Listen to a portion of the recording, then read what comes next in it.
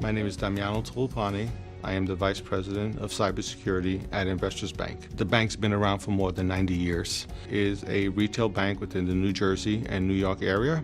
We are about 150 branches throughout the metropolitan area. We have about 2,000 users, and out of those 2,000 users, 50% of those users are in our branches.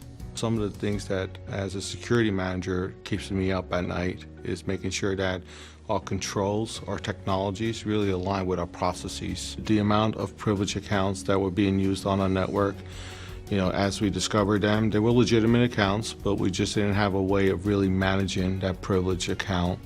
We wanted to make sure there was accountability, traceability. We wanted to make sure that part of the process would be to even record some of the sessions, based on the criticality of the application or the server that the privileged user is accessing at any given time. We assembled a core team, and I think that was so instrumental because we had everybody involved from the very beginning, and what this core team represented was just business, just the business people that needed to make that decision, including IT and information security professionals. One of the members of that core team was audit. Safeguard was the tool of choice, and looking at this new next-gen product that really was going to align with our focus and really our business strategy to move forward. So some of the processes that we're going through right now with Safeguard is making sure that these accounts are being managed properly, where we know who has pretty much access to them and we could attest to them. When we think of PAM, people think that you just put it in and then you're done. No, PAM is continuous. Privileged access management is going to be really a long life journey. So privileged access management it's extremely important because we need to know who has access to the ID and when do they use it, why do they use it, and why are they using it outside of business hours, right, as an example. So for us, it's important to really know when that account is being used and how it's being used. Safeguarding is extremely important for Investors Bank.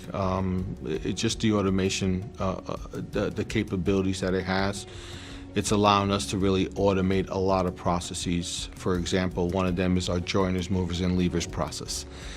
We're able to take that process and have Safeguard manage that password.